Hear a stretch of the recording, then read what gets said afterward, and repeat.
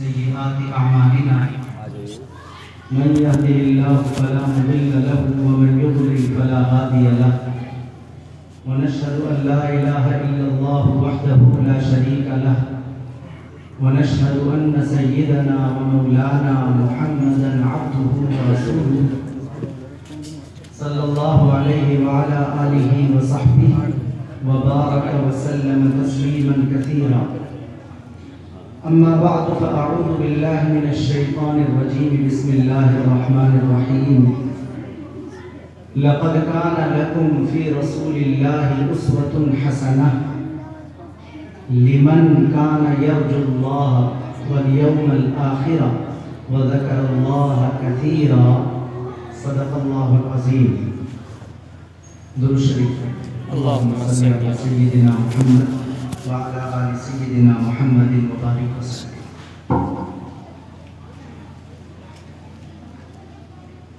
پردے اٹھے نگاہ سے ہر شے نکھر گئی.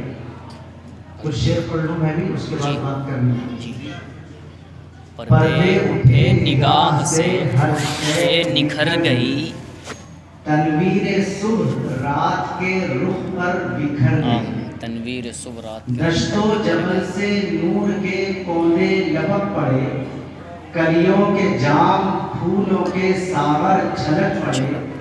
برگ و شجر نہال ہوئے جھومنے لگے، آپس میں ایک ایک کا منہ چومنے لگے.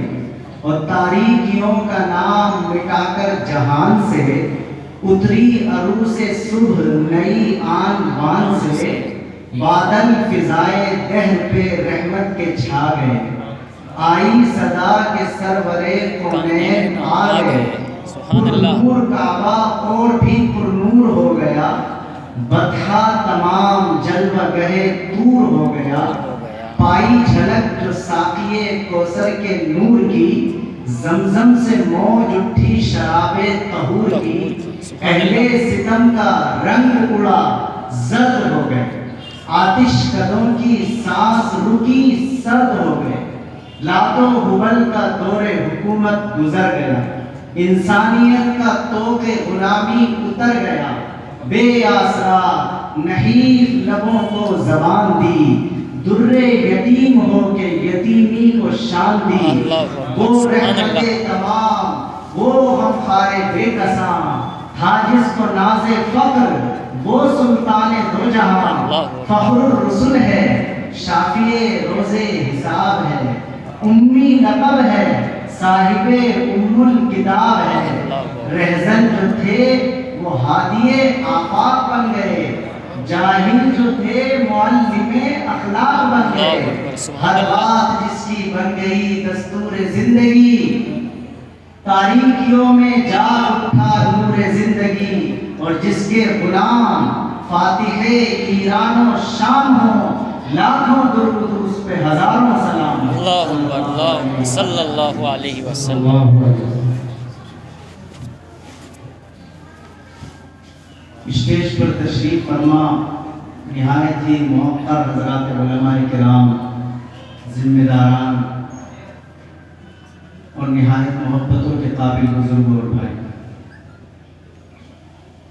میرے جہاں تک علم میں ہے تو ہمارے قصبے میں ماشاءاللہ پچھلے ایک عشرے سے سیرت کے پروگرام مختلف مساجد میں چل رہے ہیں، اور اس سلسلے کا یہ آخری پروگرام. اس سے پہلے جو پروگرام ہوتے رہے ان میں موضوع متعین ہوتا تھا کہ فلاں مسجد میں پروگرام ہے، فلاں صاحب بات کریں گے اور فلاں ٹاپک پر بات کریں گے. لیکن اس آخری پروگرام کے لیے دوستوں کے احباب کے مشورے سے یہ ہوا کہ کسی کو باہر سے بلا دیا جائے. ہمیں حکم ہوا، ہم حاضر ہو گئے، لیکن ہمیں باقاعدہ کوئی اس طرح کا موضوع نہیں دیا گیا، بلکہ یہ کہا گیا کہ موضوع متعین کر کے بات ہو گئی ہے، اب یہ ایک آخری پروگرام ہے، اس میں جو بھی مناسب ہو آپ بات کریں. ایک بات تو میں شروع میں یہ عرض کر دوں کہ یہ حضرات علماء یہاں سرپرستی کے لیے موجود ہیں، اور آپ میں بھی نہ جانے کون اپنی معلومات کے اعتبار سے کتنی وسعت رکھتا ہے. میری کسی سے ملاقات بھی نہیں ہے, مجھے کوئی خوش فہمی نہیں ہے کہ میں کوئی ایسی بات آپ کی خدمت میں عرض کروں گا جو آپ نہ جانتے ہیں. ممکن ہے آپ سب باتیں جانتے ہیں اور میں بھی انہی باتوں کو آپ کے سامنے دہرا رہا ہوں.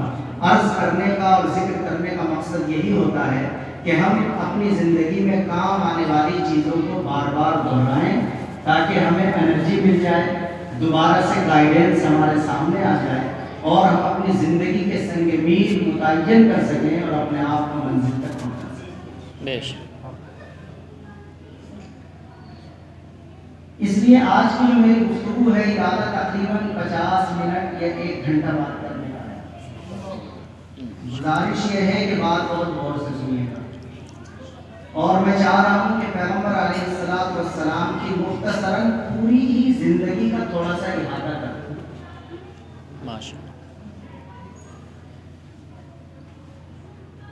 میں نے نبی پاک علیہ السلام کی زندگی کو آج آپ سے بات کرنے کے لیے 4 حصوں میں تقسیم کر لیا. میں شروع میں بتا رہا ہوں تاکہ انتظار ہو اس بات کا اور وہ یاد رہے. نبی پاک علیہ السلام کی کل عمر مبارک ہے 63 سال. سب کے علم میں ہے 63 سال ہمارے نبی اور 40 سال میں ملی ہے نبی پاک علیہ السلام کو نبوت. تو آج کی گفتگو میں نبی پاک علیہ السلام کی عمر مبارک کا پہلا حصہ وہ ہوگا جو 40 سال کا ہوگا, نبوت ملنے سے پہلے کا دور. دوسرا مرحلہ ہوگا نبوت ملنے کے بعد مکے کے 13 سال. 53 سال ہو گئی. میں اسی طرح باتیں سے کروں گا, جڑ جائیے گا. مدینے جانے کے بعد نبی پاک علیہ السلام کو 10 سال کا موقع ملا. وہ 10 سال میں نے 2 جگہ تقسیم کر دیا, پہلے 5 سال اور پھر آخری 5 سال. اسی طرح میں یہ گفتگو آپ کے سامنے کروں گا اور ہر مرحلے اور ہر دور سے صرف ہم ایک سبق حاصل کریں گے. زیادہ سبق نہیں ہوں گے. صرف کتنے سبق ہوں گے آج کی گفتگو میں؟ 4 سبق. یہ اس وجہ سے ہے کہ یوں تو ہمارے نبی پاک علیہ السلام کی ایک ایک ادا سے ہزاروں سبق ملتے ہیں, لیکن نہ وہ بیان کیے جا سکتے ہیں ایک وقت میں اور نہ وہ یاد رکھے جا سکتے ہیں. اس لیے ذرا آپ میرے اس جذبے کے بارے میں تھوڑا سا ساتھ دیں گے کہ میں نے یہ سوچا ہے کہ بس 4 ہی سبق آج ہم ذکر کریں گے تاکہ وہ چاروں ہمیں کیا رہیں, یاد رہیں. اصل گفتگو سے پہلے یہ بات بھی ذہن میں رہنی چاہیے کہ اللہ کی کتاب قرآن اور اللہ کے نبی کی زندگی, یہ دونوں چیزیں ہیں ہی ایسی چیزیں کہ یہ وقت گزرنے سے پرانی نہیں ہوتی بلکہ ایٹومیٹک اپ ڈیٹ ہوتی رہتی ہے. اللہ اکبر. دنیا کی ہر چیز وقت گزرنے سے پرانی ہوتی ہے, ہر چیز کی ایکسپائرنگ ڈیٹ آ جاتی ہے. لیکن اللہ کی کتاب قرآن نہ صرف یہ کہ ایکسپائر نہیں ہوتی بلکہ آپ اپنے موبائل کو ریفریش کرتے ہیں نا, اپنے موبائل کو اپڈیٹ کرتے ہیں. میں جو لفظ بول رہا ہوں اس پر آپ توجہ دیں کہ اللہ کی کتاب قرآن اور اللہ کے نبی کی زندگی جو ہمارے لیے نمونہ اور آئیڈیل ہے, اس کے لیے ہمیں کچھ کسی سوئچ کو کلک نہیں کرنا پڑتا کہ اسے اپڈیٹ کر لیں, بلکہ ایٹومیٹک کمپیوٹرائز سسٹم ہے اس کا کہ اللہ کی کتاب بھی ہر وقت اپڈیٹنگ سے گزرتی ہے, اللہ کے نبی کی زندگی بھی ہر وقت اپڈیٹنگ سے گزرتی ہے, اور یہ روزانہ وقت گزرنے کے ساتھ اور زیادہ لیٹسٹ اور زیادہ تازہ ہو کر انسان کے ساتھ. اس لیے جب ہم اللہ کی کتاب کو پڑھیں یا اللہ کے نبی کی زندگی کو پڑھیں تو صرف اس لیے اگر پڑھا گیا کہ ہماری معلومات میں اضافہ ہو جائے گا تو ہم نے اپنی بہت بڑی دولت کا معیار بہت گھٹا دیا. بلکہ ہمیں اس نیت سے دونوں چیزوں کو پڑھنا رہتا ہے کہ جس صورتحال میں ہم ہیں, جس سچویشن سے ہم گزر رہے ہیں, جس چوراہے پر کھڑے ہیں, جس تراہے اور دوراہے پر ہیں, کیا یہاں سرچ لائٹنگ ہے کہ ہمیں سب کچھ نظر آ رہا ہے, یا یہاں اندھیرا ہے کہ ہمیں ہتھیلی کا بھی سجھائی نہیں دے رہا. ہر قسم کی سچویشن میں ہمارے لیے نکلنے کے راستے اگر ملتے ہیں تو اللہ کی کتاب قرآن اور اللہ کے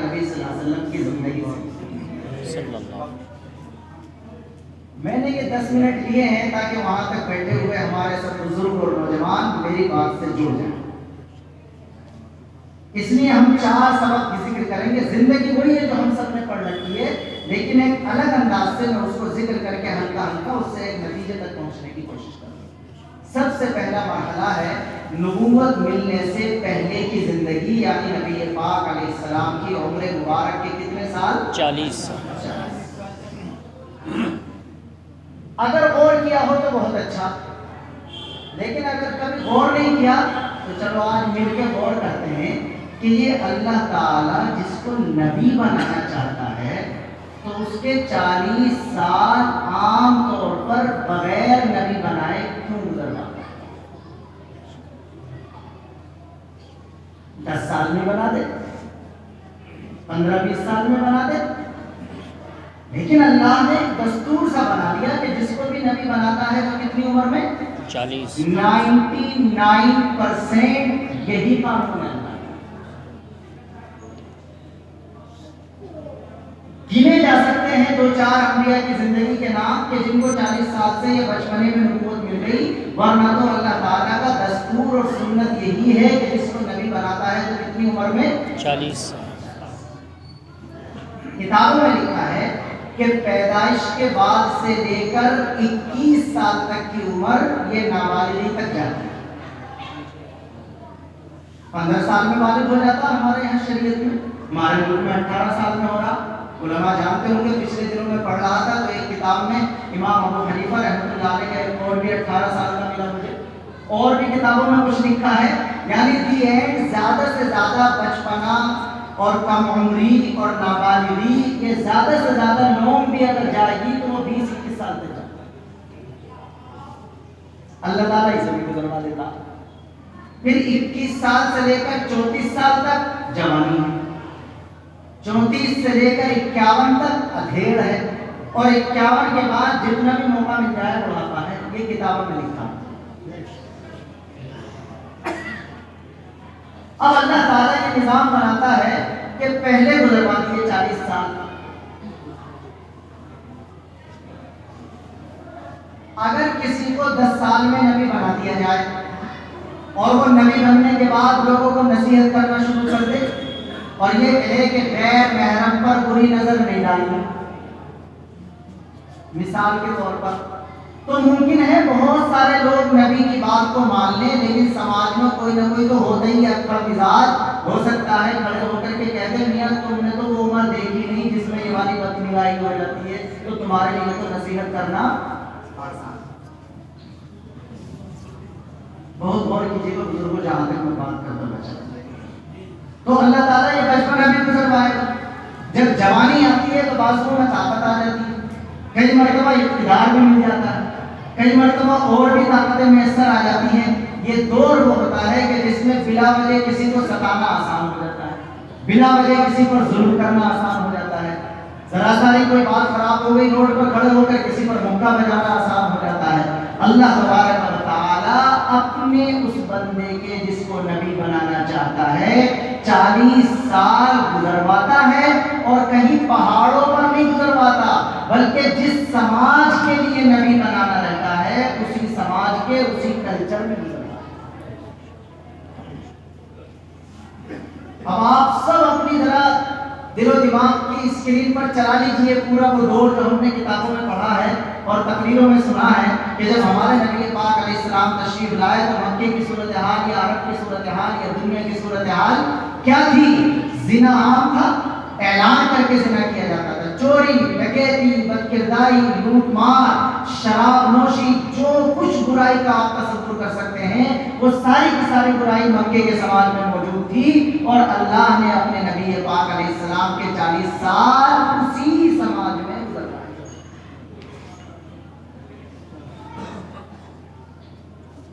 اور 25 سال کی اور 30 سال کی عین جوانی کے وقت میں پوری کتابیں پڑھ لیے گا. میں تفصیل میں نہیں جاؤں گا کیونکہ مجھے 50-55 منٹ میں اپنی بات سمجھنی ہے.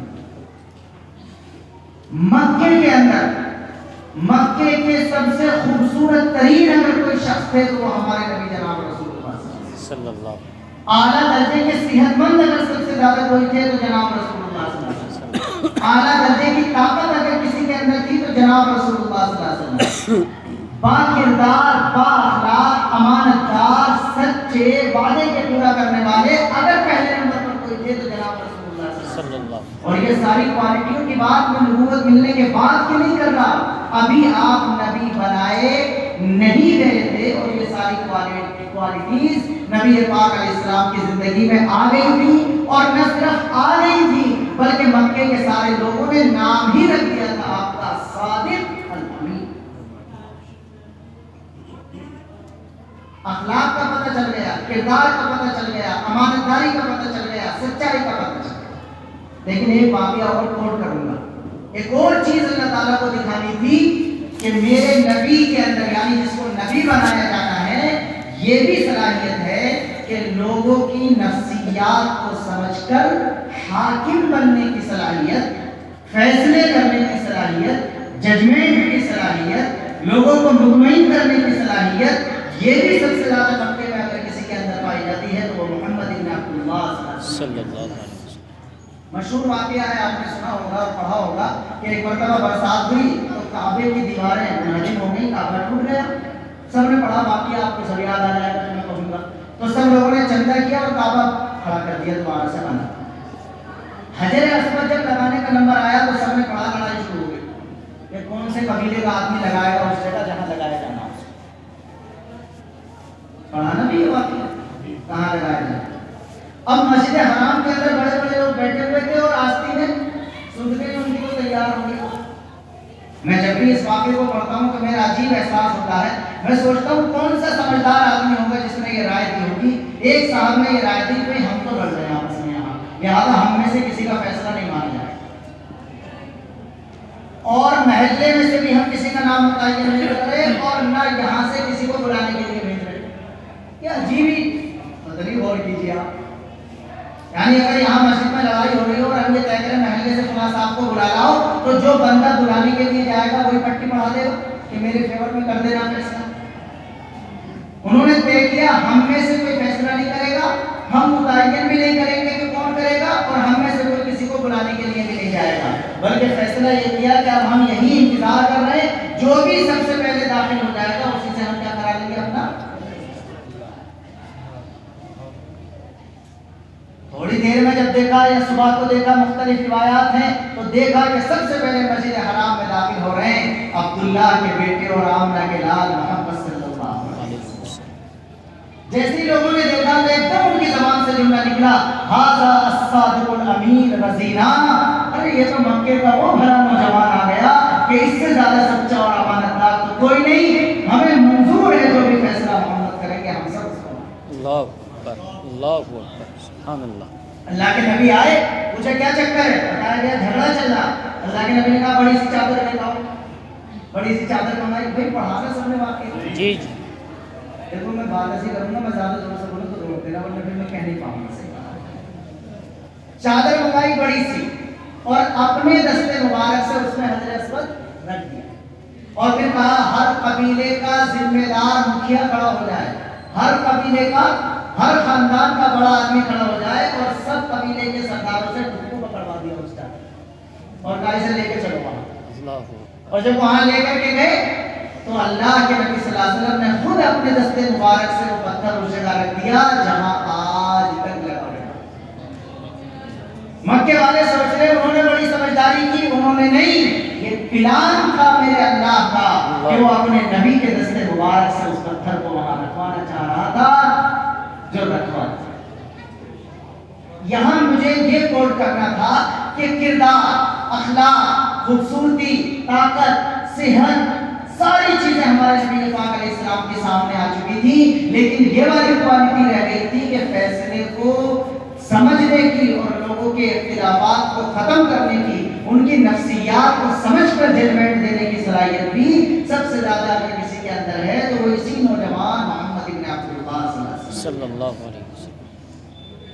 یاد دلا دوں آپ کو کہ جب یہ واقعہ پیش آیا اور ہمارے نبی پاک علیہ السلام نے یہ فیصلہ کیا، اس وقت ہمارے نبی پاک علیہ السلام کی عمر مبارک 35 سال تھی۔ جب آپ نے یہ فیصلہ کیا تو آپ سے کم عمر والے بھی تھے وہاں موجود، آپ کی برابر کی عمر والے بھی تھے اور آپ سے بڑی عمر والے چچا اور دادا کی عمر کے بھی تھے۔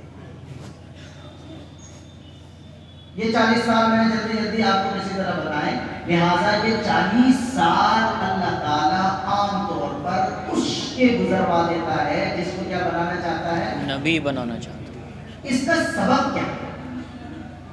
ان 40 سال سے ہمیں سبق یہ حاصل کرنا ہے کہ ہم میں سے کوئی بھی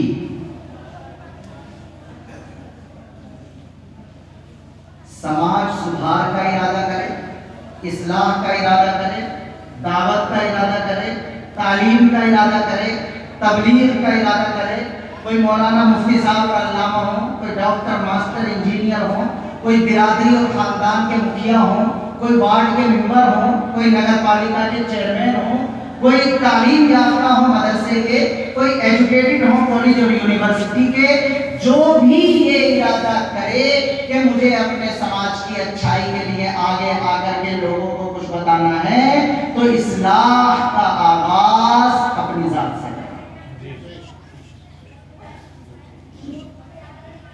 اصلاح کا آغاز اپنی ذات سے کرنا پڑے گا، اصلاح کا آغاز اپنی ذات سے کرنا پڑے گا۔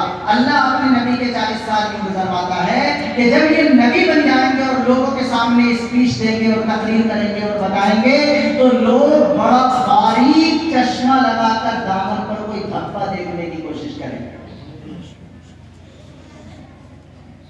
لیکن قربان روحی فدا ہو فدا ہو ابی و امی، ہمارے ماں باپ قربان ہوں جناب رسول اللہ صلی اللہ علیہ وسلم پر باریک چشمہ لگانے والوں نے 1400 سال پہلے نہیں دیکھا، بلکہ آج کی ترقی یافتہ تکنیک کی دنیا میں بھی انتہائی درجے باریک چشمہ لگا کر لوگ دیکھ رہے ہیں، لیکن پیغمبر علیہ السلام کے دامن پر کوئی ہلکا دھبا بھی کوئی ثابت نہیں کر سکتا۔ اللہ اکبر، سبحان اللہ۔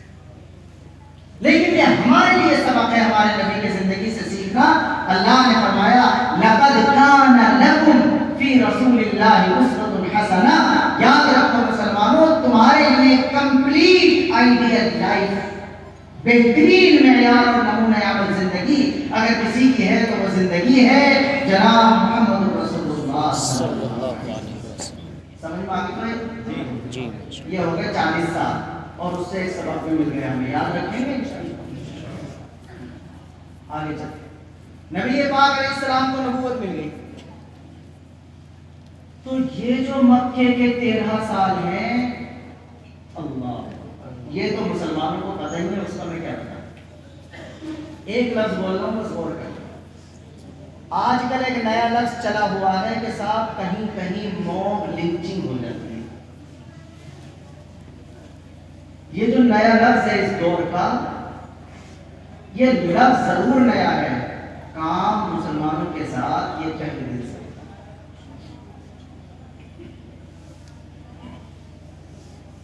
مکے میں جو کچھ صحابہ کے ساتھ ہوتا تھا، جہاں بلال مل گئے بلال کے ساتھ، جہاں عمار مل گئے عمار کے ساتھ، جہاں یاسر مل گئے یاسر کے ساتھ، جہاں خباب مل گئے خباب کے ساتھ، جہاں حبیب مل گئے حبیب کے ساتھ، اور جہاں خود جناب رسول اللہ صلی اللہ علیہ وسلم۔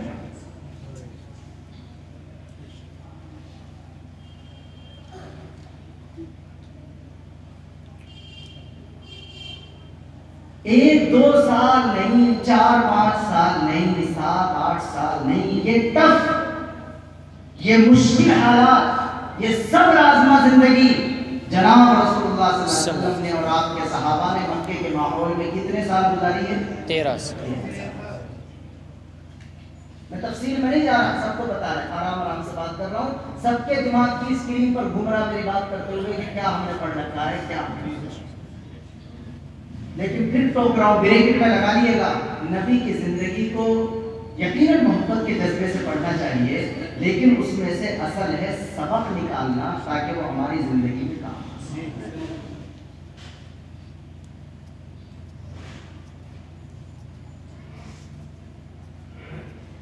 جیسی ہی صورتحال میں آپ گھرے ہوں، جب بس خرید کر آتے ہیں نا تو 2 دروازے تو وہ ہوتے ہیں جو نارمل ہوتے ہیں، لیکن ایک ایمرجنسی ڈور لگا رہتا، دوسری طرف کو چاہے زندگی میں اسے کھلنے کی ضرورت پیش نہ آئے۔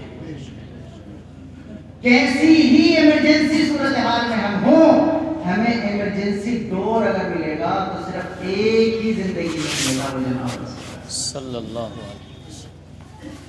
کاش ہم اسے انفرادی بھی سمجھ لیں اور اجتماعی بھی۔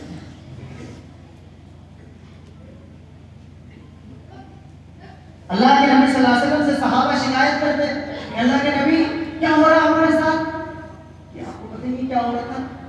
مکے کے اندر بلال کو گھسیٹ دیا جاتا، خود جناب رسول اللہ صلی اللہ علیہ وسلم کی کمر مبارک پر لوگ کی اجڑی رہتے سجدے کے ہاتھ۔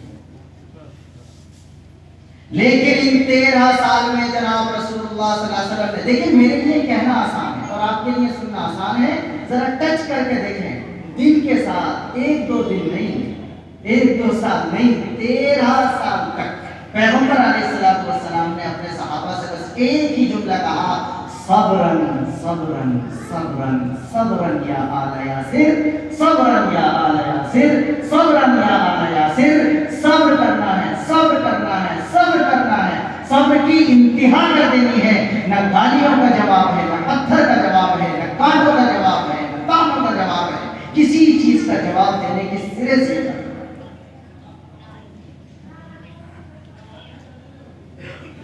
میں زیادہ ٹائم اس 13 سال کی مکی زندگی پہ نہیں لگا رہا، اس لیے کہ سب نے، بلکہ میں تو کبھی کبھی ہنس کے کہہ دیتا ہوں، یہ زندگی تو ہم نے اتنی پڑھ رکھی ہے کہ جتنا نہ پڑھنا چاہیے۔ یعنی مدینے والی زندگی مسلمانوں کو اتنی معلوم نہیں جتنی مکے والی معلوم ہے، اور اسے زیادہ پڑھ اور سن کے یہ اور لگنے لگا جیسے ہمارے کام پٹنے کا یہ کہ شاید تو یہ ویسے بریکٹ میں لگا لیں اس بات کو۔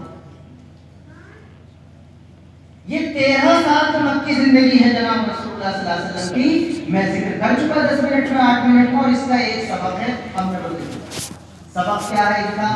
مشکل حالات میں صبر، مشکل حالات میں صبر، مشکل حالات میں صبر۔ یہ 3 مرتبہ بولا میں نے، اس لیے کہ نبی پاک علیہ السلام بھی جب تقریر فرماتے تھے تو کسی بات کو 3 مرتبہ ارشاد فرما دیا کرتے تھے۔ آج کل آپ نے دیکھا ہوگا منتخب حدیث سے فضائل اعمال پڑھے جاتے تو باہر اس کے ساتھ ہر بات کو 3 دفعہ پڑھ دیں، بھیا پڑھ دو کوئی بات نہیں، لیکن پیغمبر علیہ السلام ہر بات کو 3 بار نہیں پڑھتے۔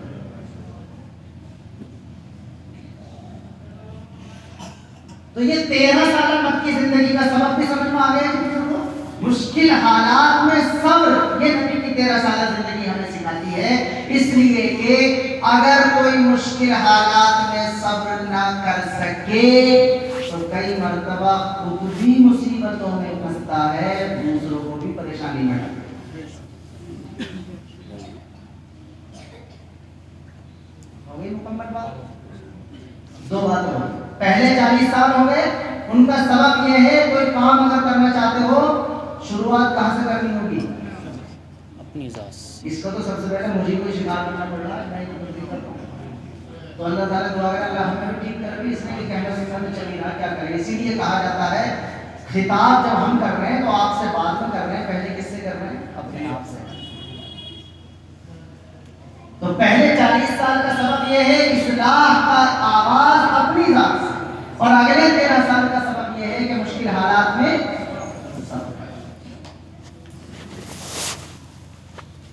مدینے کی زندگی میں جانے سے پہلے ایک اور بہت اہم بات کہنا چاہ رہا ہوں، ذرا اگر توجہ کم ہو گئی ہو تو ذرا بڑھا لیجیے۔ مشکل حالات میں صبر کرنا نبی پاک علیہ السلام کی سنت ہے، لیکن مشکل حالات سے نکلنے کی کوشش اور تدبیر نہ کرنا جرم اور گناہ ہے۔ بہت یہ والی بات زیادہ مشکل حالات میں صبر کرنا نبی پاک علیہ السلام کی سنت ہے، لیکن ان مشکل حالات پر راضی ہو جانا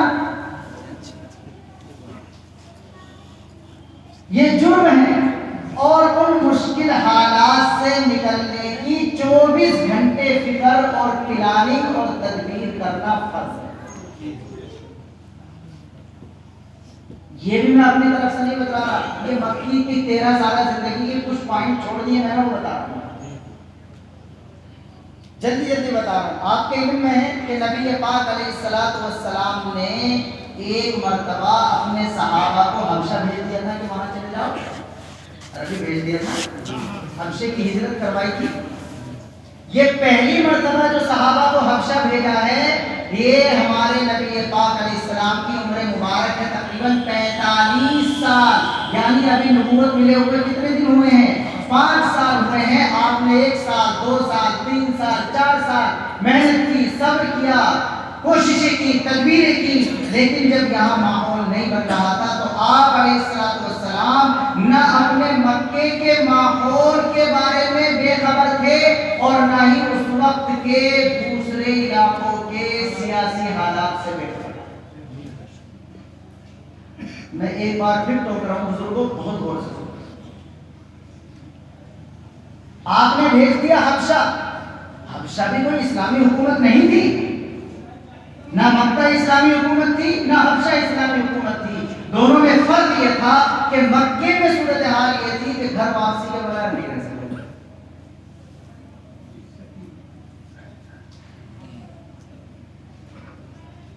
کئی مرتبہ کچھ کہہ کے چپ ہو جانے میں بھی کچھ کہنا ہوتا ہے۔ حبشے کا جو بادشاہ تھا نجاشی، وہ بھی کرسچن کمیونٹی کا تھا، لیکن اس کے یہاں امن تھا، چین تھا، اور اس کے یہاں قانون یہ تھا کہ ہر مذہب والے کو اپنے مذہب پر عمل کرنے کی آزادی۔ تو اللہ کے نبی صلی اللہ علیہ وسلم نے وہاں کے بارے میں سوچا اور اپنے صحابہ کو اجازت دے دی کہ جاؤ تم وہاں چلے جاؤ۔ ایمانداری سے سوچ کر بتائیے کہ کیا یہ ان مشکل حالات میں بھی مشکل حالات سے نکلنے کی تدبیر تھی کہ نہیں تھی؟ اور کیا یہ ان مشکل حالات میں بھی اپنا تعارف اپنے ملک اور وطن سے نکل کر کروایا جا رہا تھا کہ نہیں کروایا جا رہا؟ اور کیا یہ ہمارے نبی پاک علیہ السلام کی سفارتی اور سیاسی اعتبار سے اس دور کے اعتبار سے کامیابی تھی کہ نہیں؟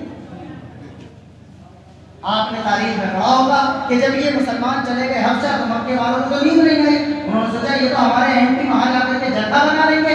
چنانچہ کتابوں میں لکھا آپ نے پڑھا ہوگا کہ مکے کا ڈیلیگیشن گیا، گفٹ لے کر کے گیا حبشے کے بادشاہ کے پاس اور جا کر کے کہا کہ یہ گفٹ قبول کر لیجئے اور ہمارے بھگوڑے جو ہیں ان کو ہمارے ساتھ کیا کر دیجئے۔ یہ سب باتیں کتابوں میں، تاریخ کی نہیں حدیث کی کتابوں میں۔ نجاشی نے بلا لیا مسلمانوں کو کہ بتاؤ بھائی کیسے لوگ ہو، انہوں نے بتا دیا کہ ہم ایسے لوگ ہیں۔ پھر مکے کا جو وفد گیا تھا اس میں سے ایک نے پن ماری اور یہ کہا کہ جناب ان سے پوچھو تو صحیح ہے یسوع مسیح کے بارے میں کیا کہتے ہیں، یسوع مسیح کے بارے میں کیا کہتے ہیں، ان سے پوچھو۔ انہوں نے دیکھو کیسی پن ماری کہ تمہارے یسوع مسیح کے بارے میں کیا باتیں کرتے ہیں۔ چنانچہ حبشے کے بادشاہ نجاشی نے پوچھا بتاؤ بھائی یسوع مسیح کے بارے میں کیا کہتے ہو؟ تو حضرت جعفر نے قرآن کریم کی وہ آیات پڑھ دی جو حضرت عیسیٰ علیہ السلام سے متعلق تھی۔ روایتوں میں آتا ہے کہ یا تو بادشاہ نے یا پادری نے تن کا اٹھایا اور تن کا ہاتھ میں لے کر کے یہ کہا کہ جو کچھ تم نے یسوع مسیح کے بارے میں کہا ہے یسوع مسیح اس سے اس تنکے کی برابر بھی زیادہ نہیں ہے۔ اور مکے والوں کو ٹکا سا جواب دے دیا گفٹ دینے تو دو ورنہ واپس جاؤ، میں اپنے مہمانوں کو اپنے ملک سے واپس نہیں کروں۔ ایمانداری سے بتایا وہاں تک کا مجمع، اور اگر کوئی نوجوان اس میں تعلیم یافتہ بیٹھا ہے تو زیادہ غور کرے اس چیز پر کہ کیا یہ ہمارے نبی پاک علیہ السلام کی سفارتی اور سیاسی کامیابی نہیں تھی؟ اس کے بعد پھر حبشے میں دوسری مرتبہ بھیج دیا اپنے صحابہ کو۔ اب میں دیکھیے پھر بڑا مسئلہ، ایک ایک چیز سے ہزاروں سبق نکلتے ہیں مگر وہ بتا نہیں سکتا، اس لیے 4 ہی بتانے بس تاکہ یاد رہے۔ اتنا سا ذکر کر رہا ہوں، کیا اس سے ہمیں سیکھنے کو نہیں ملتا کہ آپ لیڈر ہیں، آپ وہیں جمے ہوئے ہیں، ساتھیوں کو بھیج ڈالیں۔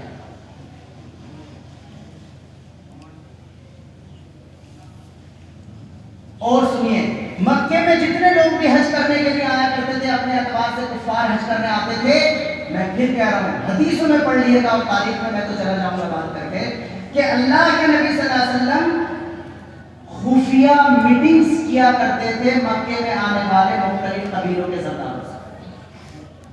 پہاڑ کی گھاٹیوں میں بیٹھ کر میٹنگ کیا کرتے تھے اور یہ کہتے تھے کہ مکے والے مجھے پریشان کر رہے ہیں، کیا میں تمہارے یہاں شفٹ ہو جاؤں؟ ایک بات بھی بزرگوں نے نہیں، یہ سب اللہ کے نبی کی زندگی میں حدیث لکھتا ہے۔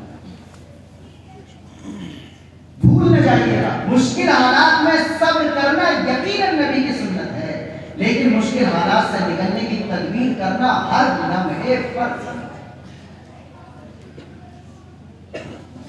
سارے قبیلوں کے سرداروں سے ہمارے نبی میٹنگ کرتے، ملاقات کرتے، کہتے تمہارے یہاں آ جاؤ، تو سب ڈر جاتے، اس لیے کہ سب سے طاقتور قبیلہ کس کا تھا؟ قریش کا، کہ اگر ہم محمد صلی اللہ علیہ وسلم کو بلا لیں گے تو یہ ہمارے اینٹی اور ہمارے مخالف، سپر پاور سے کون جنگ دینا چاہے گا؟ لیکن حالات ایک اور اسٹیج آیا، سب نے پڑھا ہے، تڑپ جاتا ہوں جب طائف کا منظر یاد آتا ہے۔ ہمارے نبی پاک علیہ السلام جب طائف گئے تھے تو یوں چلے گئے تھے؟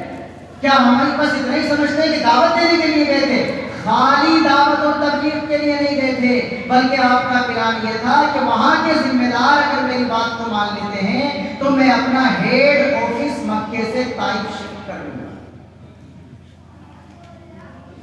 وہاں کو مرکز بنا لوں گا۔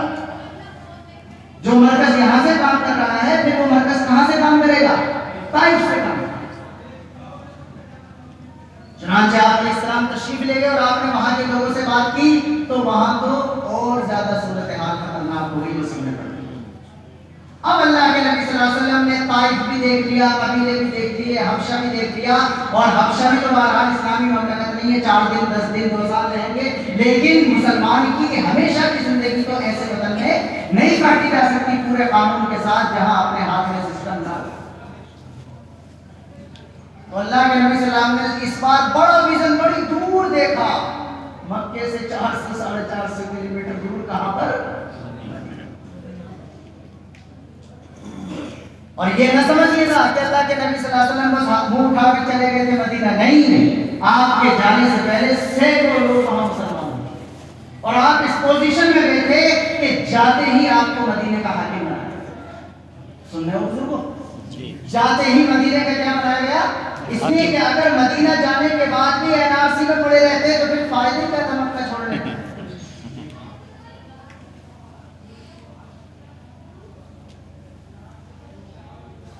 یہاں تو کچھ نہیں تھا، جیسی زندگی تھی مکے میں سب کو پتا ہے، اگر مدینے میں بھی اسی کنڈیشن میں آپ چلے جاتے تو فائدے کا ہوتا ہے۔ یہاں اللہ کے نبی نے پورا سوچا، پوری تدبیر کی، پوری پلاننگ کی، پورا ماحول بنایا، اور باقاعدہ آپ علیہ السلام مدینہ جانے کے بعد مدینے کے پورے شہر کے اور پورے ملک کے با اقتدار با اختیار سربراہ۔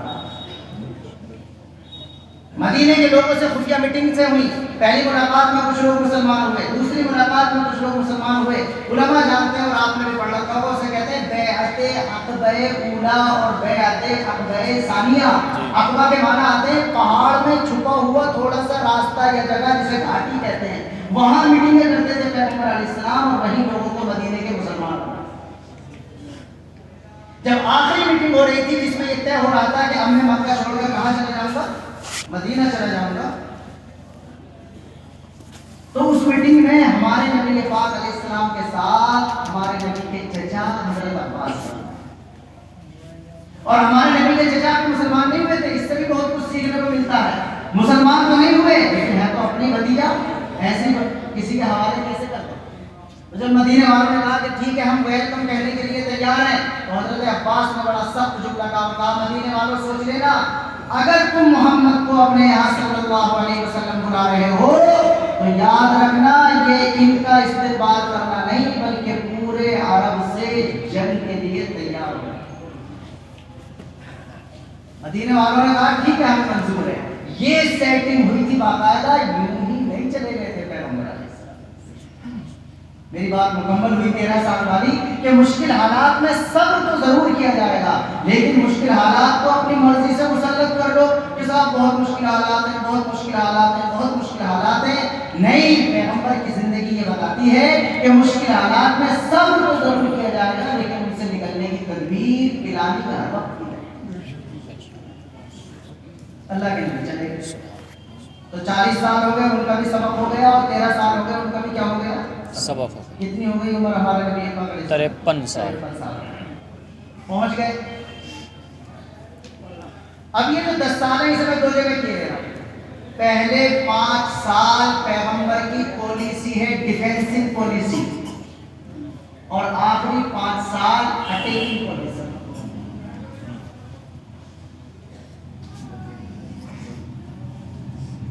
اس لیے کہ جب آپ کسی جگہ کے سربراہ بن جاتے ہیں تو سب سے پہلے آپ کی ذمہ داری ہوتی ہے اپنے شہر کی اور اپنے شہریوں کی حفاظت. جب ہمارے نبی پاک علیہ السلام, دیکھو بڑا جبر کرنا پڑ رہا, مجھے بہت ساری چیزیں چھوڑتے ہوئے چلنا پڑ رہا, دماغ میں آ رہی بہت ساری. نبی پاک علیہ السلام جب مدینہ پہنچے ہیں تو مدینے کی آبادی میں عیسائی تو اکا دکا بہت کم, اور اس کے بعد 15 سے 20% مسلمان ہو گئے تھے. مختلف 2 قبیلوں کے کچھ لوگ مسلمان ہو گئے تھے. تیسرے نمبر پر تھے کافر جو 2 قبیلوں کے تھے. لیکن سب سے بڑی آبادی اس وقت 50% سے زیادہ مدینے کی آبادی یہودی تھی. کیا تھی؟ یہودی. مارکیٹ پر انہیں کا قبضہ تھا. بڑے بڑے ساہوکار بنیے ٹائپ وہی لوگ تھے جو یہودی تھے, سود پر پیسے دیا کرتے تھے. بڑے بڑے باغات فارم ہاؤس بھی کس کے تھے؟ یہودیوں کے تھے. نخلستان باغات بڑے بڑے ان کے تھے. یعنی ایک اعتبار سے اکنامک جو پوری صورتحال مدینے کے پورے شہر کی تھی اس پر کس کا کنٹرول تھا؟ یہودیوں کا. نبی پاک علیہ السلام جہاں وہاں جاتے ہیں, اور بہت ساری چیزیں میں چھوڑ رہا ہوں, لیکن آپ نے جا کر فوراً ایک ایگریمنٹ کیا, اور وہ ایگریمنٹ کیا گیا مدینے کی ساری کمیونٹی کو ملا. اس میں مسلمان بھی شامل ہوئے, اس میں ہندو بھی شامل ہوئے, اس میں یہودی بھی شامل ہوئے. یہ ایگریمنٹ بھی ہمارے نبی پاک علیہ السلام کی سیاسی اعتبار سے بہت ہی اعلیٰ درجے کی کامیابی. اس میں تقریباً 30-35 دفعات اور شیٹیں لکھی ہوئی ہیں اس ایگریمنٹ میں جو ہمارے نبی پاک علیہ السلام نے جا کر کے لکھوایا.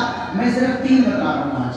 ایک یہ لکھا تھا اس ایگریمنٹ میں کہ مدینے کے باہر کا کوئی دشمن اگر مدینے پر حملہ کرے گا تو چاہے وہ کسی ایک سے لڑنے کے لیے آئے, پورا مدینہ اس کا. اللہ اکبر. کیسے تو میں دل نکال کے رکھوں آپ کے سامنے, اور کیسے بس آپ تک یہ پیغام پہنچا دوں کہ یہ 10 دن کا یا 1 دن کے جلسے کا کام نہیں ہے.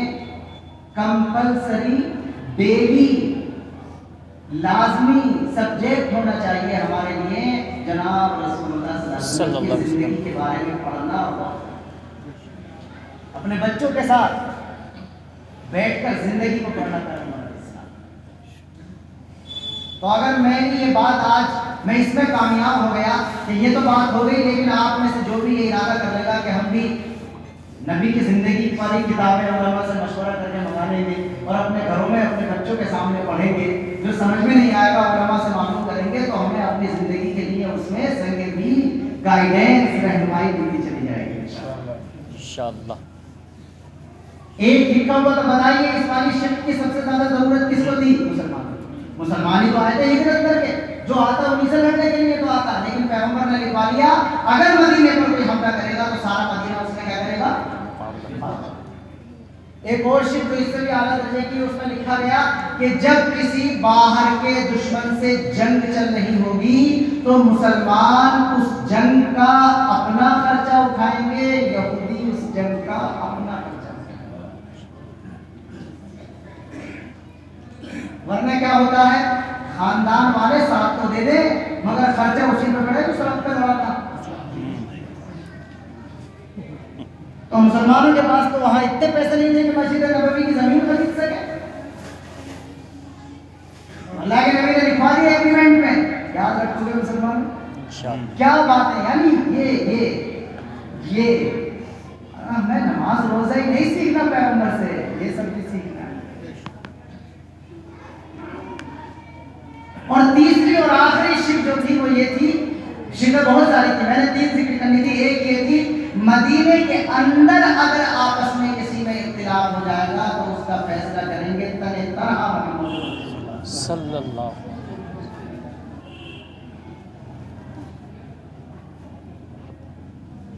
کہیں وہ رویے کی ضرورت ہوتی ہے جو مکے میں تھا, کہیں اس رویے کی ضرورت ہوتی ہے جو یہاں سے اسٹارٹ ہو رہا ہے.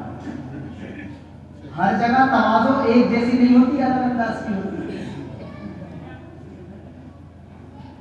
نبی تو وہاں 15-20% مسلمانوں کے ذمہ دار تھے، اور ابھی آئے تھے ہجرت کر کے، اور وہاں تاج تیار رکھا تھا مدینے کے ایک بہت بااثر اور عزت دار آدمی کے لیے جس کا نام عبداللہ ابن ابی تھا، اس کے لیے سربراہی تیار تھی۔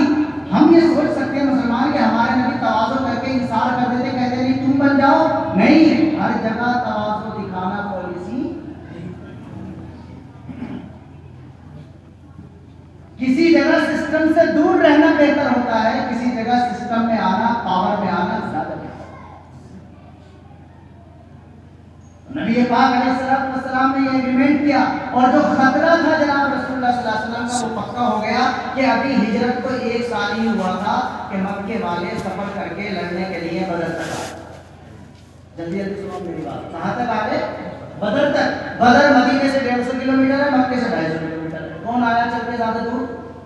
ارے بولو بھائی، مکے والے لوگ ہمارے کمیٹے الزام لگانے کے بعد لڑتے، ارے بھیا یہاں تو سامان تک نہیں تھا لڑنے کے لیے، تم وہاں سے چل کر آگے، اس لیے کہ تمہاری ناک کا مسئلہ بن گیا کہ پہلے یہ لوگ حبشہ چلے گئے اور اب تو 450 کلومیٹر چلے گئے، وہاں ہمارے اینٹی ایک باقاعدہ حکومت کھڑی کر دی جا کر، ان کو اگر جلدی سے ختم نہ کیا جائے تو بڑا مسئلہ ہو گیا۔ مکے والوں کے لیے بڑا مسئلہ ہو گیا، وہ آئے، اللہ تعالیٰ نے شکست دی، منہ کی کھائی، 70 کو مارے گئے، 70 قید کیے گئے اور واپس آئے۔ یہ ہو گئی جی پوری بدر۔ 1 سال تیاری کی، پھر آئے تو اب کی بار بدر میں نہیں آئے بلکہ اب کی بار اور زیادہ طاقت دکھانی تھی، تو کہاں تک آ گئے؟ بولو بزرگوں، احد تک۔ اس جنگ کا نام کیا ہے؟ جنگ احد۔ احد پہاڑ پہ آ گئے، اب تو بالکل ہی مل گئے ہو، ہم نے جب بھی وہ 5-7 میل تھا مدینے سے۔ ہمارے نبی پاک علیہ السلام نکلے یہاں پر، اور یہاں بھی مقابلہ ہوا، پہلے ہمیں فتح ہوئی اور بعد میں ایک چوک کی وجہ سے وہ فتح برقرار نہ رہی اور افراتفری کا ماحول بڑھ گیا، لیکن پھر بھی کامیاب مکمل طور پر مکے والے بھی چلے گئے۔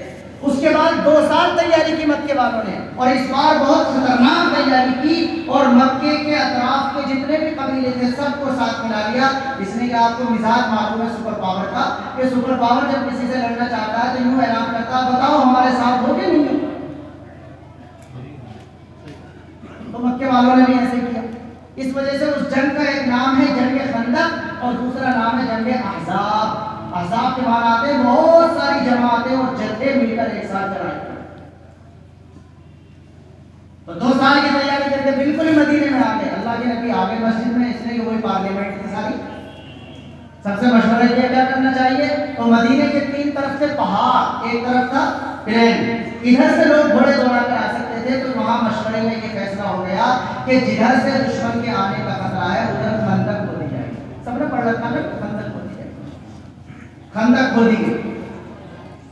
ہم بڑا شعر سنتے ہیں تو جھومتے ہیں، میں بتا رہا ہوں ذرا، میں بھی سوچوں اور آپ بھی سوچیں۔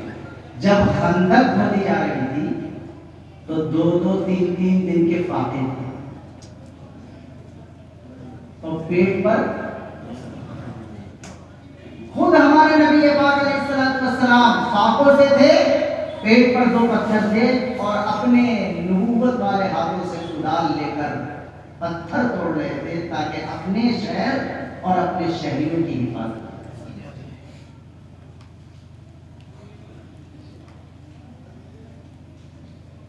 کیا اس سے سیکھنے کو نہیں ملا؟ اور عمر بتا دوں جب آپ یہ کام کر رہے تھے، جس سال یہ خندق والی بات تھی اس سال ہمارے نبی پاک علیہ السلام کی عمر مبارک 58 سال۔ اللہ 58 سال کی عمر میں 2-2 3-3 دن کے فاقے کر کے پیٹ سے 2 پتھر باندھ کر، یہ خدمت کسی اور نے نہیں، جناب رسول اللہ صلی اللہ علیہ وسلم۔ اتنا آسان نہیں قبول ہوگا، دل میں طاقت، جگر میں حال۔ یہ ہو گئے 5 سال جناب، چلے گئے وہ لوگ، جب آندھی آ گئی ان کے بستر اکھڑ گئے، خیمے دیگیں پلٹ گئی تو چلے گئے۔ یہ 5 سال ہو گئے، ان 5 سال کا سبق یاد رکھیے، تھوڑا سا لمبا ہے۔ پہلے 40 سال کا تھا کہ اصلاح کا کام، بولو بھائی، اپنی ذات سے۔ اگلے 13 سال کا تھا کہ مشکل حالات میں صبر کرنا ہے، لیکن مشکل حالات سے نکلنے کی تدبیر ہر لمحہ کرنا ہے۔ اور یہ جو 5 سال ہیں ان کا سبق یہ ہے کہ اگر صبر کی حد گزر جائے، صبر آخری درجے تک کرنا، ہمارے نبی نے کر کے دکھایا کہ نہیں؟ بھائی اس سے زیادہ صبر کیا ہوگا کہ پتہ نہیں چھوڑ دیا؟ بھائی پہلے اگر کسی کو محلے والے ستا رہے ہیں تو پہلے ذمہ داروں سے کہتا رہے وہ، لیکن جب کوئی نہ مانے تو پھر کونے کونے میں اپنا گھر مکان بیچ کر کسی دوسرے میں چلے جاتا ہے۔ تو ہمارے نبی نے صبر کمپلیٹ کیا، چھوڑ کر چلے گئے، 400 کلومیٹر دور چلے گئے، پھر بھی اگر آنکھیں دکھا رہے ہو تو اب ہمارے نبی کی پالیسی یہ نہیں کہ اب کی گردن جھکائی جائے گی۔ اب آپ نے کہا چلو بدر میں، آپ نے کہا چلو احد میں، بھائی ویسے تو ہم چلتے ہی چلے جائیں گے، اب تم 400 کلومیٹر آ گئے، پھر 500 کلومیٹر آ جاؤ تو پھر 1000 کلومیٹر بھی آ جاؤ گے۔ تو سبق سنیے، ان 5 سال کا سبق یہ ہے کہ جب صبر کی حد گزر جائے اور سامنے آنا مجبوری بن جائے تو پھر تعداد اور سامان کو نہیں دیکھنا۔ اللہ اکبر۔ اگر صبر کی حد گزر گئی اور سامنے آنا مجبوری بن گیا تو اب نبی ہی کی زندگی اور اسوہ یہ بھی بتاتا ہے کہ اب تعداد اور سامان کو نہیں دیکھنا، بلکہ اپنے نظریے پر جم جانا ہے اور اللہ کی مدد پر بھروسہ کرنا۔ اگر تعداد کو دیکھا جاتا تو 313 کو لے کر 1000 کے سامنے نہ آتے جناب رسول اللہ۔ اگر تعداد کو دیکھا جاتا تو 700 کو لے کر احد میں 3000 کے مقابلے میں نہ آتے جناب رسول اللہ صلی اللہ علیہ وسلم۔ لیکن جہاں مشکل حالات میں صبر ہمارے نبی نے ہمیں سکھایا، وہیں صبر کی حد گزرنے کے بعد یہ بھی ہمارے نبی نے ہی سکھایا ہے کہ جب صبر کی حد گزر جائے تو پھر تعداد اور سامان کو نہیں دیکھا جائے گا، پھر نظریے پر جمع جائے گا اور اللہ کی مدد پر بھروسہ کیا جائے گا۔ جب اللہ کی مدد پر بھروسہ کیا جائے گا تو ٹائم چاہے 20 سال لگ جائیں، فتح کی ہوگی۔ اللہ، یہ 20 سال کچھ سوچ کر بولا میں نے؟ جی یہ ہو گئے 5 سال۔ یہ ہمارے نبی پاک علیہ السلام کی جو ڈیفینسو پالیسی، ہمیں جانا نہیں ہے کہیں، جو آئے گا اس کا یہی مقابلہ کرنا ہے، جو آئے گا اس کو یہی جواب دینا ہے۔ اور اب آخری 5 سال ہیں، میری 10 منٹ کی بات ہے، جی جی۔ نبی پاک علیہ السلام نے جب دیکھا کہ جب خندق ختم ہو گئی اور کفار چلے گئے لوٹ کر، تو اس جگہ ہمارے نبی نے ایک اعلان کیا، وہ اعلان سنا دوں گا۔ ہمارے نبی پاک علیہ السلام نے اعلان فرمایا، الآن نغزوہم ولا یغزوننا ونحن نسیر الیہم، او کما قال علیہ السلام۔ آپ نے جنگ خندق کے بعد یہ اعلان فرمایا کہ اب مکے والوں میں جتنا دم خم تھا نکل گیا۔ ایک بار بدر میں آئے، پھر 1 سال تیاری کر کے احد میں آئے، پھر 2 سال تیاری کر کے خندق میں آئے، اب پاس پلے کچھ نہیں رہا، اب تجوری بھی خالی ہے اور دل کا جذبہ اور حوصلہ بھی خالی ہو گیا۔ یہ میں اللہ کے نبی کے الفاظ بتا رہا ہوں۔ اللہ کے نبی نے اس وقت اعلان کیا کہ یاد رکھو صحابہ اور مسلمانوں، اب جب بھی ہماری ان سے ملاقات ہوگی کسی جگہ تو یہ ہماری طرف چل کر نہیں آئیں گے، بلکہ اب ہم ان کی طرف چل کر جائیں گے۔ کمپلیٹ آئیڈیل لائف، مکمل نمونہ عمل زندگی ہے جناب۔ چنانچہ سن 5 ہجری میں یہ جنگ خندق ہوئی ہے اور 1 سال بھی نہیں گزرا، اللہ کے نبی نے مدینے میں اعلان کیا، تیاری کرو بھی عمرہ کرنے چلنا، تیاری کرو۔ جہاں سے نکالا گیا تھا، جن لوگوں نے نکالا تھا، انہی کی آنکھوں دیکھ انہی کے سامنے اسی گھر کا طواف کرنے چلنا۔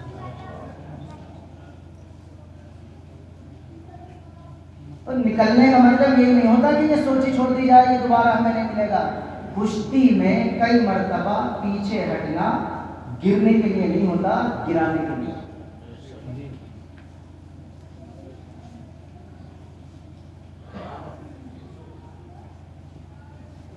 اللہ کے نبی نے اعلان کیا چلنا عمرے میں، بھائی تیاری ہو گئی، چلے گئے اور حدیبیہ پہنچ گئے۔ وہ پڑھا آپ نے کتاب میں سورہ حدیبیہ،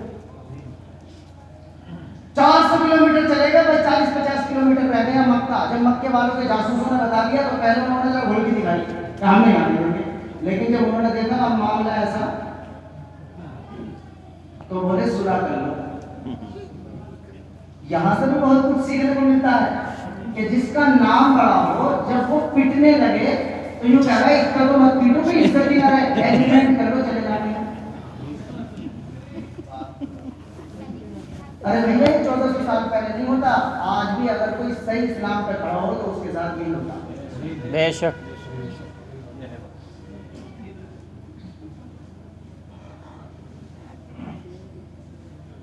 سمجھنے کی یہ باتیں ہیں نہ سمجھانے کی باتیں ہیں, یہ دل سے نکلی ہیں, دل میں اتر جانے کی بات. اللہ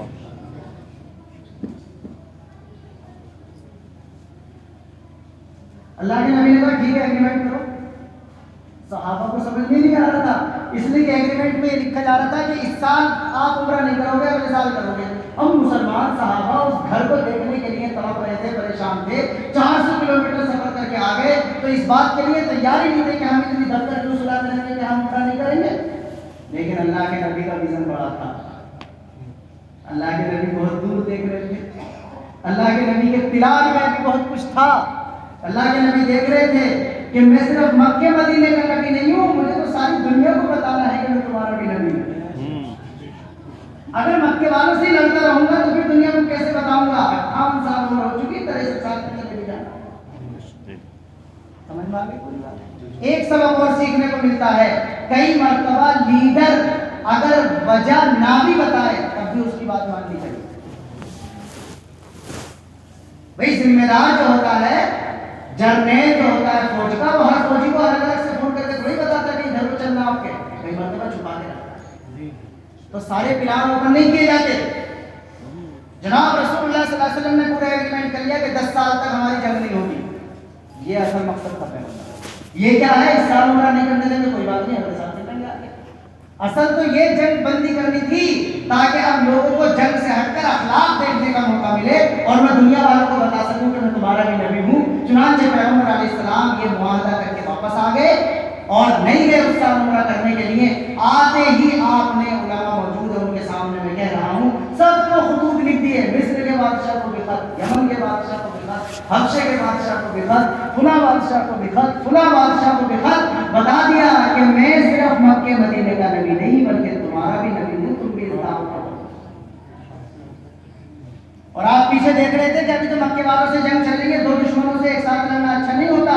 پہلے ہم مکے والوں سے صلح کر لی, اس لیے کہ مدینے کے جو آستین کے سانپ بنے ہوئے یہودی تھے ان کی تو ذرا خیریت معلوم کرنی تھی. ٹھیک ہے جی حضور, یہ صلح حدیبیہ ہو گئی. اب ابھی 2 سال بھی نہیں گزرے تھے کہ اس ایگریمنٹ کی خلاف ورزی تو مکے والوں کی طرف سے ہو گئی. 10 سال کی ہوئی تھی فائر بندی, 2 سال کے اندر اندر انہوں نے غلطی کر دی تو اللہ کے نبی صلی اللہ علیہ وسلم نے یہ کہا کہ سفید لگا لو دوبارہ سے لو. اللہ کے نبی نے اعلان کیا مدینے کے اندر تیاری کرو, چلنا ہے مکے کے اندر. اب کے عمرے کا ارادہ نہیں ہے, آپ کے فتح کرنا ہے. سن 5 ہجری میں وہ جنگ خندق ہوئی تھی, سن 6 ہجری میں اگلے سال صلح حدیبیہ ہوئی اور سن 8 ہجری میں 2 سال کے بعد مکہ فتح کرنے کے ارادے سے جناب رسول اللہ صلی اللہ علیہ وسلم نکلے. ذرا غور تو کرو مسلمانوں, ابھی نکلے ہوئے مکے سے صرف 8 سال ہوئے تھے کہ جہاں سے بے یار و مددگار نکالے گئے تھے. جب جا رہے تھے تو گرفتاری کے وارنٹ جاری کر دیے گئے تھے. وہی نبی پاک علیہ السلام صرف 8 سال میں حاکم اور فاتح بن کر اللہ اکبر, سبحان اللہ, صلی اللہ علیہ وسلم. اور ابھی 2 سال پہلے جب صلح حدیبیہ کے اندر آئے ہیں تو ہمارے نبی کے ساتھ تھے 1500 لوگ, اور صرف 2 سال کے بعد جب مکہ فتح کرنے آ رہے ہیں تو 10,000 کا لشکر جناب رسول اللہ صلی اللہ علیہ وسلم. پتہ چلا جنگوں کے سال میں اتنی تیزی سے لوگوں نے اسلام قبول نہیں کیا جتنی تیزی سے صلح کے صرف 1.5 سال میں ہو گیا. کون کہتا ہے کہ تلوار سے پھیلتا ہے؟ وہ خالد بن الولید جو احد میں آ کر ہماری شکست کا سبب بننے کے لیے تیار تھا, وہ صلح حدیبیہ کے بعد ہی اپنے آپ چل کر مدینے میں آیا اور جناب رسول اللہ صلی اللہ علیہ وسلم کے ہاتھ پر کلمہ پڑھ کر اللہ کے نبی چلے گئے. اٹیکنگ پالیسی ہے یہ, چلے گئے مکے میں مسجد حرام میں پہنچ گئے. سارے لوگ آپ کے پاس ہیں, سامنے ہیں. آپ نے مجھے بتاؤ مکے والا کیا کروں گا تمہارے ساتھ آج؟ سب تھے جنہوں نے سب کچھ کر رکھا تھا. سب نے کہا آپ تو بہت اچھے بھیا, بہت اچھے بھتیجے ہیں. یہ کلچر تھا وہاں کا. کہ برابر والوں کے بھیا ہیں اور بڑوں کے بھتیجے. تو اللہ کے نبی نے فرمایا لا تسریب علیکم اليوم، جاؤ تم پر کوئی الزام نہیں، انتم الطلقاء، تم سب کو معاف کیا جاتا ہے، چھوڑ دیا جاتا ہے. جو اپنے گھر میں چلا جائے گا معاف، جو ابو سفیان کے گھر میں چلا جائے گا معاف، جو اپنا ہتھیار ڈال دے گا معاف، جو مسجد میں آ جائے گا معاف معاف معاف معاف. اللہ ہو گئے 5 سال آخری. یہی کہہ دیتا ہوں بچے کچھ دن باقی ہیں. اللہ کے نبی کے یہ آخری جو 5 سال ہیں ان کا سبق ہے، جب آپ اس پوزیشن میں آ جائیں کہ بدلہ لے سکتے ہوں تو معاف کریں. اللہ اچھا نہ لگ رہا سنتے ہوئے یہ لفظ؟ جب آپ اس پوزیشن میں آ جائیں کہ بدلہ لے سکتے ہوں تو کیا کر دیں؟ معاف کر دیں. جب آپ بدلہ ہی نہیں لے سکتے تو اسے معاف کرنا نہیں کہتے، اسے صبر کرنا. ہاں جب آپ بدلہ لینے کی پوزیشن میں آ جائیں پھر ہے معاف کرنا. وہ دن تھا مکے کی فتح کا کہ آپ پچھلے پوری نبوی زندگی کا نہ صرف بدلہ لے سکتے تھے بلکہ کئی گنا سود کے ساتھ بدلہ لے سکتے تھے. گالیاں دینے والوں سے، کانٹے بچھانے والوں سے، پتھر مارنے والوں سے، گھر بار اجاڑنے والوں سے کئی گنا سود کے ساتھ آپ اگر چاہتے تو بدلہ لیتے، لیکن آپ نے معافی کی برسات کر دی اور فرمایا کہ جاؤ سب کے سب چلے جاؤ، تم سب آزاد ہو، میری طرف سے آج تم پر کوئی الزام. دوبارہ سے دوہرا رہا ہوں میں، پہلے 40 سال کی زندگی سبق یہ ہے اصلاح کا کام اپنی ذات سے. اگلی 13 سال کی زندگی سبق یہ ہے مشکل حالات میں صبر کرو، صبر کیجئے، مگر مشکل حالات سے نکلنے کی تدبیر ہر لمحہ. مدینے کی زندگی کے 10 سال میں سے پہلے 5 سال کا سبق یہ ہے جب سامنے آنا مجبوری بن جائے تو اب آئیں بائیں شائیں نہیں، نہ تعداد دیکھی جائے گی نہ سامان دیکھا جائے گا، ایمان کے ساتھ اپنے نظریے پر جمع جائے گا اور اللہ کی مدد پر نظر رکھی جائے. اور آخری 5 سال کا سبق یہ ہے کہ جب اللہ تعالیٰ حالات بدل دے اور آپ اپر ہینڈ ہو جائیں، آپ بدلہ لینے کی پوزیشن میں آ جائیں تو پھر آپ بدلہ نہ لیں بلکہ کیا کر دیں؟ معاف کر دیں. بدلہ لینا بھی جائز ہے، لیکن بڑے بوڑھے سب جانتے ہیں ذمہ دار لوگ بدلہ لے کر آدمی بڑا نہیں بنتا، معاف کرنے سے اللہ آدمی بڑا اکبر، بنتا ہے. اللہ اکبر، سبحان اللہ. بدلہ لینے سے بدلہ تو مل جاتا ہے لیکن آدمی بڑا، ہمارے نبی بڑے بننے تھے، بڑے تھے اور بڑے بن کر آپ علیہ السلام نے دکھا دیا. پوری دنیا کی ہسٹری میں آپ کا کوئی حریف نہیں ہے جس نے یہ معافی کا نمونہ پیش کیا ہو جو جناب رسول اللہ صلی اللہ علیہ وسلم نے پیش کیا ہے. اور اس کا نتیجہ یہ ہوا کہ جو ہتھیار لگا کر مدینے کو برباد کرنے جاتے تھے مکے کی فتح کے بعد وہ سینکڑوں کی تعداد میں جماعتیں بنا کر اسلام قبول کرنے کے لیے مدینہ جاتے تھے. وَرَأَيْتَ النَّاسَ يَدْخُلُونَ فِي دِينِ اللَّهِ أَفْوَاجًا، کہ اے نبی تم نے لوگوں کو دیکھ لیا کہ مدینے میں جماعتیں بنا بنا کر آ رہے ہیں اور کلمہ پڑھ کر کیا ہو رہے ہیں؟ مسلمان ہو رہے ہیں. یہ ہے ہمارے نبی پاک علیہ السلام کی 63 سالہ زندگی کا ایک مختصر سا خلاصہ اور اس سے حاصل ہونے والے 2-4 سبق. یاد رکھیے نبی کی زندگی کو صرف معلومات کے اضافے کے لیے نہیں بلکہ اس لیے کہ ہمیں اپنی زندگی میں اس سے کیا مل جائے، کوئی رہنمائی مل جائے. اس لیے سے پڑھا جائے گا. مشتاقین کی بات پر یقین کیجئے، آپ جس کنڈیشن میں بھی ہیں اس کنڈیشن کے لیے آپ کو گائیڈنس اور رہنمائی ملے گی. اللہ تعالیٰ ہمارے کہنے سننے کو قبول فرمائے اور اس پروگرام کو بھی آپ نے ہماری آئندہ کی زندگی میں اچھی تبدیلی کا ذریعہ بنائے.